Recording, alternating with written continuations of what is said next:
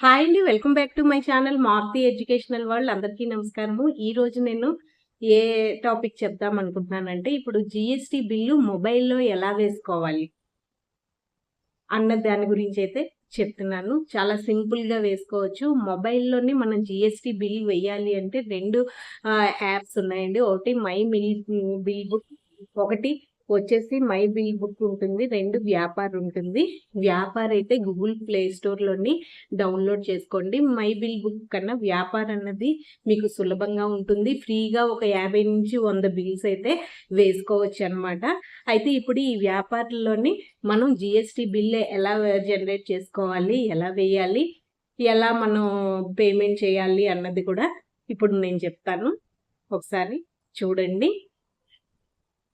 అయితే మీరు ముందుగా ప్లే స్టోర్‌లోని వ్యాపార్ అని ఉంటుంది. ఆ యాప్ డౌన్లోడ్ చేసుకోండి. ఇప్పుడు ఒక 3 స్టెప్స్ ఉంటాయి. ఇది ప్రతిసారి అయితే చేయనవసరం లేదు. ఫస్ట్‌లోనే చేసుకోవాలన్నమాట. ఈ మొదటి స్టెప్ ఎలా చేసుకోవాలన్నది ఇప్పుడు నేను చెప్తాను. చూడండి గూగుల్ ప్లే స్టోర్‌లోకి వెళ్ళి మీరు ప్లే స్టోర్ నుంచి వ్యాపార్ యాప్ని డౌన్లోడ్ చేసుకోండి. ఓపెన్ చేసి లాంగ్వేజ్ ఏమొచ్చి తెలుగు అని సెలెక్ట్ చేయండి. అప్పుడు బిజినెస్ డీటెయిల్స్ వస్తాయి. అందులోని మీ పేరు, మీ షాప్ పేరు, అడ్రస్, జిఎస్టీ నెంబరు ఎంటర్ చేయండి. ఇది చాలా ముఖ్యం అన్నమాట. బ్యాంక్ డీటెయిల్స్ యాడ్ చేయాలి. ఇప్పుడు బ్యాంక్ డీటెయిల్స్లో మీకు యూపీఐ ఐడి ఉంటే చాలా మంచిదన్నమాట.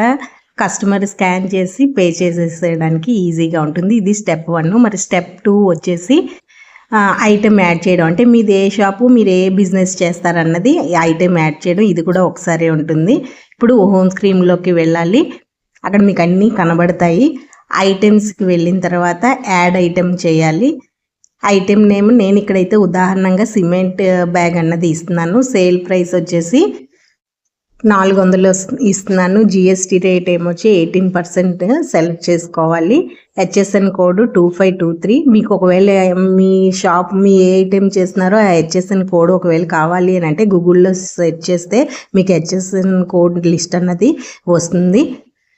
ఇప్పుడు హెచ్ఎస్ఎన్ కోడ్ ఎంటర్ చేయాలి. సేవ్ కొట్టాలన్నమాట. ఇలా అన్ని ప్రోడక్ట్స్ యాడ్ చేసుకోవాలి. ఇంకా 3వ స్టెప్ వచ్చేసి బిల్లు వేయడం అనమాట. ప్రతి 30 సెకండ్లకు ఒకసారి. అయితే ఇప్పుడు హోమ్లోకి వెళ్ళిపోయి సేల్ లేదా ఇన్వాయిస్ మీద నొక్కాలన్నమాట. ప్రెస్ చేయాలి. ఇంకా పార్టీ నేమ్ వచ్చేసి కస్టమర్ పేరు టైప్ చేయాలి. కొత్తది అయితే ప్లస్ యాడ్ న్యూ పార్టీ చేయండి. వాళ్ళకి జిఎస్టీ నెంబర్ ఉంటే యాడ్ చేయాలి. తర్వాత యాడ్ ఐటెం సిమెంట్ బ్యాగ్ని సెలెక్ట్ చేయండి. క్వాంటిటీ ఒక 10-15 ఇవ్వండి. బిల్లు ఆటో క్యాలిక్యులేటే అవుతుంది. ట్యాక్సిబుల్ అమౌంట్ ఏమొచ్చి 3,389.83 పైస్ ప్లస్ సిజిఎస్టీ 9% 305 రూపీస్ అవుతుంది. అలాగే ఎస్జిఎస్టీ 9% 305 రూపీస్ అవుతుంది. టోటల్ వచ్చేసి 4,000. ఇంకా 5th స్టెప్ ఏమొచ్చి ఈ క్యాల్కులేషన్ అంతా అదే చేసుకుంటుంది. నేను ఇక్కడ ఉదాహరణకే ఈ సిమెంట్ బ్యాగ్ అన్నది చెప్పాను. అక్కడ బిల్లులో మీది ఏ షాపు, మీ ఐటెం చేస్తున్న బిజినెస్ ఏంటన్నది అది వేయాలి. దానికి తగ్గట్టే సిజిఎస్టీ, ఎస్జిఎస్టీ వేసుకోవాలి. ఒకవేళ మీరు ఇంటర్స్టేట్ కానీ చేస్తే 18% ఒకేసారి వేయాలన్నమాట ఐజిఎస్టీ. అయితే ఇంకా 5th వచ్చేసి కింద సేవ్ అండ్ షేర్ నొక్కితే పీడిఎఫ్ అన్నది జనరేట్ అవుతుందన్నమాట. ఇంకా వాట్సాప్ ఐకాన్ నొక్కితే డైరెక్ట్ కస్టమర్కి బిల్ అన్నది వెళ్ళిపోతుంది.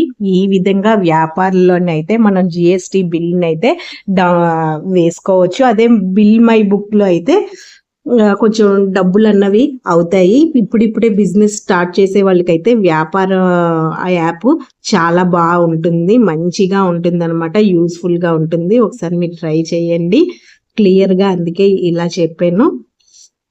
ఈ వీడియో కానీ మీకు నచ్చితే ప్లీజ్ లైక్ చేయండి, ఛానల్ సబ్స్క్రైబ్ చేసుకోండి. మరో మంచి వీడియోతో మళ్ళీ మీ ముందు ఉంటాను. Okay, thank you.